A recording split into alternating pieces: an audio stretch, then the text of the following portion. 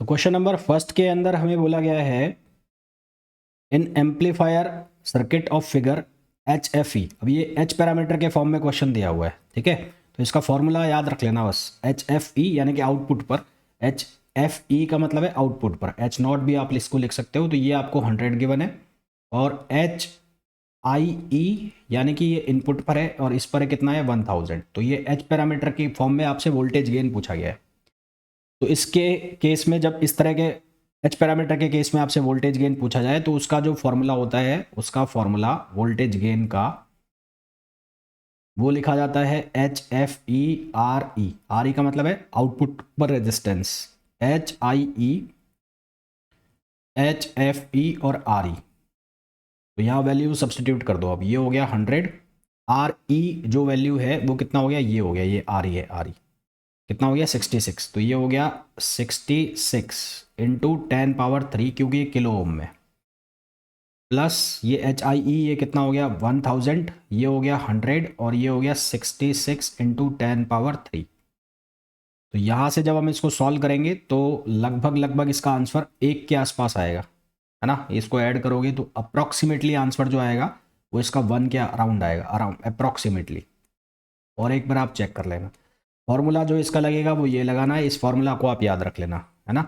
इसको याद रखना है, याद, मैं हिंदी में भी लिख देता हूँ, याद रखना है, ये फॉर्मूला याद रखना है। नेक्स्ट क्वेश्चन पे आ जाओ। नेक्स्ट क्वेश्चन में बोला है C amplifier is the most widely used BJT amplifier. जो कॉमन एमिटर एम्पलीफायर है वो सबसे ज़्यादा यूज में ले जाने वाला बीजेटी एम्पलीफायर है। बिल्कुल ठीक है, सही है।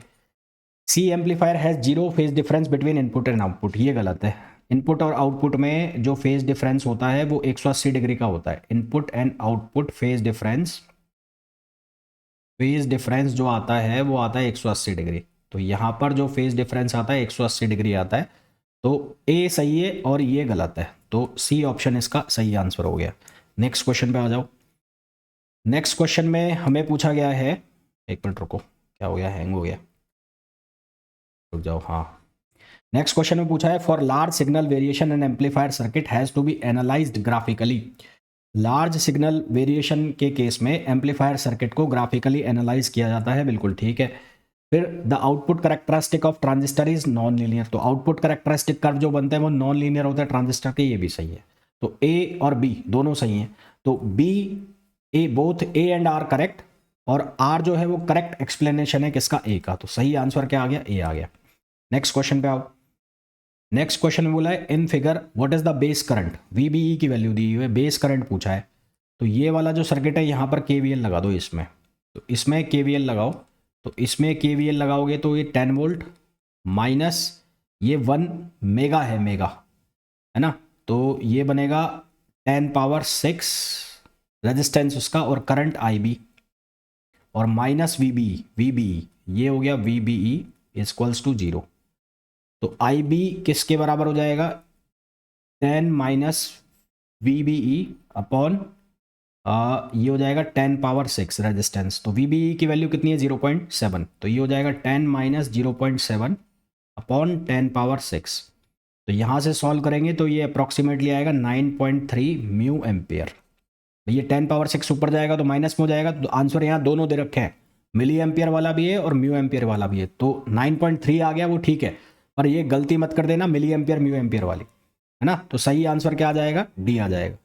Next question, the self bias provide. तो सेल्फ बायस जो है वो क्या प्रोवाइड कराता है, तो self bias stable Q point क्या प्रोवाइड कराता है, stable Q point, A option आ गया। Next question, the figure what is the value of I C if beta D C is 100। Beta D C की जो वैल्यू 100 है, negative, neglect VBE, VBE को क्या कर दिया, नेग्लेक्ट कर दिया। तो आई बी, आई बी की जो वैल्यू है तो यहाँ पर गिवन है, आई से निकालना है, वी बी नेग्लेक्ट कर दिया, बीटा डी सी है, चाहे बीटा डी सी है ये। तो beta D C equals to हो गया 100।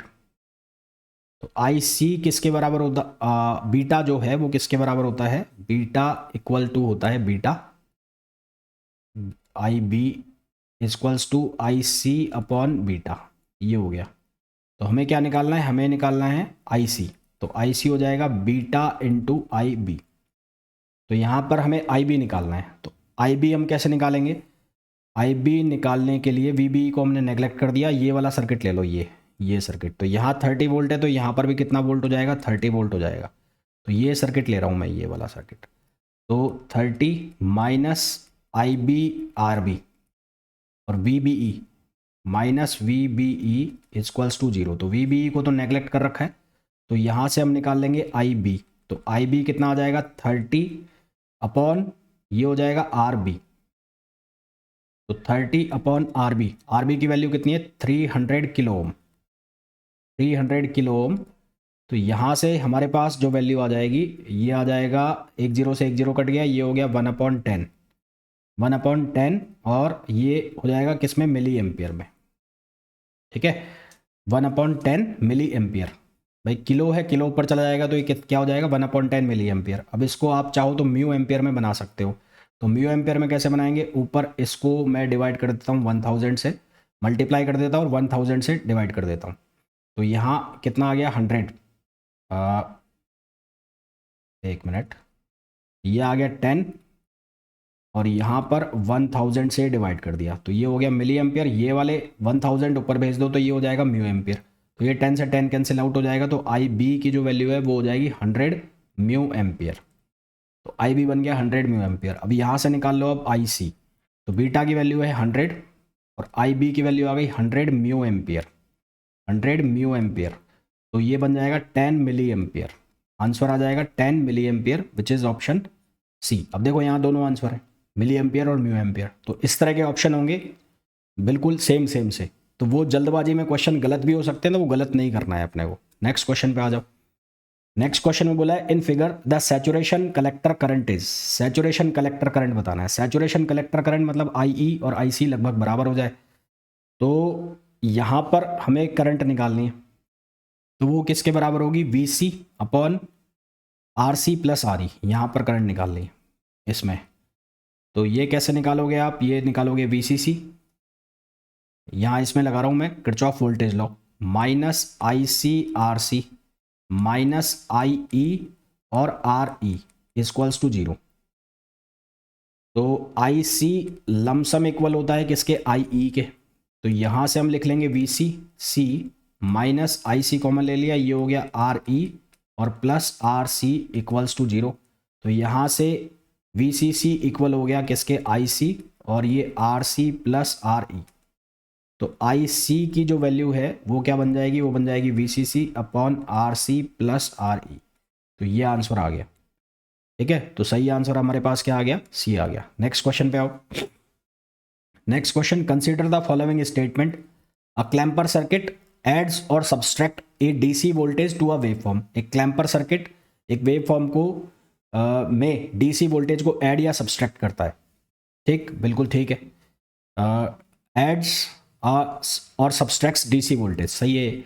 Does not change the waveform और एम्पलीफाई द वेवफॉर्म। एम्पलीफाई तो करता नहीं है, वेवफॉर्म को एम्पलीफाई नहीं करेगा। Does not change the waveform. तो हमारे पास जो सही आंसर आ जाएगा वो आ जाएगा ऑप्शन ए। ऑप्शन ए इसका करेक्ट आंसर आ जाएगा। नेक्स्ट क्वेश्चन पे आ जाओ। अब ये ऐसा क्वेश्चन हम पहले भी कर चुके हैं इसके पहले वाले लेक्चर में। वहाँ पर वोल्टेज था 8 वोल्ट और 4 वोल्ट। यहाँ पर जो वोल्टेज है वो है 8 वोल्ट और 8 वोल्ट। तो यहाँ पर 8 वोल्ट है और यहाँ पर भी 8 वोल्ट है। तो ये भी कंडक्ट करेगा और ये भी कंडक्ट करेगा, दोनों कंडक्ट करेंगे। तो D1 और D2 दोनों कंडक्ट करेंगे। तो सही आंसर हो जाएगा option C. Next question, a forward voltage of 9 volt is applied to a diode in series with 1 kilo ohm load resistor. The voltage across load resistor is 0. It indicates a forward voltage of 9 volt is applied to a diode. कोई diode है और उसको 9 volt का voltage apply किया गया है, 9 volt in series with a load register. इसके साथ एक लोड रजिस्टर लगा हुआ है। लोड रजिस्टर लगा हुआ है 1 किलो ओम का। ठीक है, 1 किलो ओम का।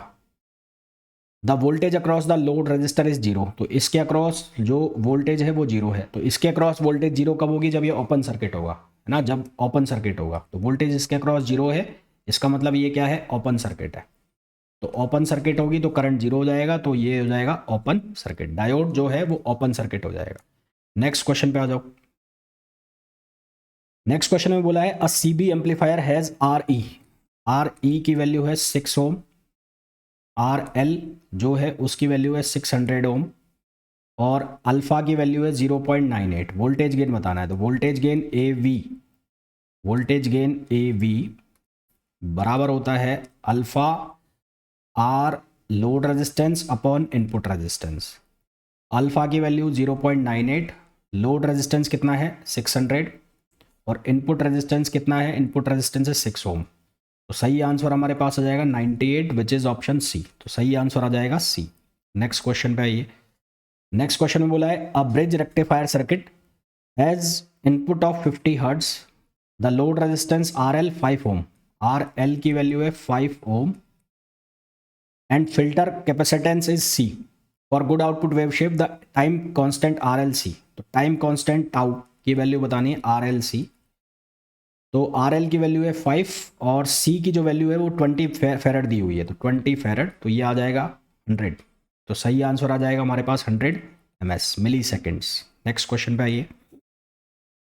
नेक्स्ट क्वेश्चन में बोला है silicon transistor off following figure has alpha की वैल्यू दी है, ICE की वैल्यू 0 है, VEE की वैल्यू दी है, VCC की वैल्यू दी है।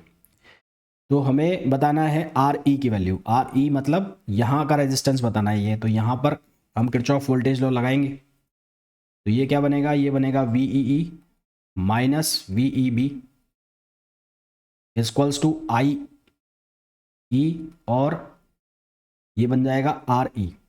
तो यहाँ से हमें निकालना है RE, तो RE हो जाएगा VEE माइनस VEB अपॉन ये हो जाएगा क्या, IE। तो VEE की वैल्यू कितनी है 5, VEB की वैल्यू कितनी हो गई है, ये सिलिकॉन है तो सिलिकॉन के केस में 0.7, और IE की वैल्यू हमें गिवन है 1 मिली एम्पियर, तो ये 1 मिली एम्पियर हो गया। तो 5 माइनस 0.7 4.3 किलो ओम में हो जाएगा, तो 4.3 किलो ओम। तो सही आंसर आ जाएगा हमारे पास 4.3 kilo ohm, which is option D. Next question पे आइए। नेक्स्ट क्वेश्चन में बोला है फॉर अ ट्रांजिस्टर HIE और HFE की वैल्यू हमें दी है, HOE की वैल्यू दी है हमें ओम में, RL की वैल्यू दी है। Transistor used as single stage CE amplifier, तो इसका जो वोल्टेज गेन है V output upon V input. Parameter कौन से, H पैरामीटर, तो H पैरामीटर के केस में लिखेंगे HFE यानी कि आउटपुट, और लोड रेजिस्टेंस अपॉन HFI ऐसे लिखेंगे इसका वोल्टेज गेन। तो वोल्टेज गेन कितना आ जाएगा, HFE की वैल्यू दी हुई है 30, तो ये हो जाएगा 30, और लोड रेजिस्टेंस कितना दिया हुआ है 2.5, तो ये हो गया 2.5 अपॉन HFI ये कितना दिया हुआ है 1, तो ये दिया हुआ है 1। तो यहाँ से हमारे पास आंसर आ जाएगा 75, तो वोल्टेज गेन आ गया 75, तो ये गलत हो गया, ये गलत हो गया, तो 75। अब हमें चाहिए पावर गेन। तो पावर गेन जो होता है वो किसके बराबर होता है, वो होता है voltage gain, voltage gain into current gain, voltage gain into current gain. तो वोल्टेज गेन की जो वैल्यू है वो ऑलरेडी हमने निकाल ली है, वो 75 आई है, और जो पावर गेन करंट गेन है, करंट गेन वो कितना आ जाएगा, करंट गेन आएगा इसका 30। करंट गेन कहाँ है इसका, अच्छा हाँ ये करंट गेन हो गया ना, HF अपॉन HFI ये करंट गेन हो गया। तो करंट गेन जो हो गया इसका, करंट गेन वो कितना हो गया HFE अपॉन HFI HI, तो ये कितना हो गया 30 अपॉन 1, ये आ गया 30। तो यहाँ से इसका आंसर आ जाएगा 2250। तो सही आंसर हमारे पास कितना आ जाएगा, ऑप्शन थर्ड ऑप्शन इसका करेक्ट आंसर होगा। नेक्स्ट क्वेश्चन पे आइए। Peak inverse voltage of diode use in half wave rectifier, तो हाफ वेव रेक्टिफायर के अंदर पीक इनवर्स वोल्टेज कितना होता है, वो VM के बराबर ही होता है जो इनपुट पर वोल्टेज होता है, जो इनपुट पर वोल्टेज होगा वही होगा। जबकि जो फुल वेव रेक्टिफायर है उसमें सेंट्रल टेप में अगर हम बात करें तो वो 2 टाइम्स हो जाता है, ब्रिज रेक्टिफायर में सेम रहता है, सेंट्रल टेप में 2 टाइम्स हो जाता है, ब्रिज रेक्टिफायर में सेम रहता है। तो हमारे पास आंसर आ जाएगा VM। तो होपफुली जितने भी क्वेश्चंस मैंने आपको कराए हैं बहुत अच्छे से समझ आ गए होंगे। मिलते हैं नेक्स्ट वीडियो में, till then thank you, bye bye.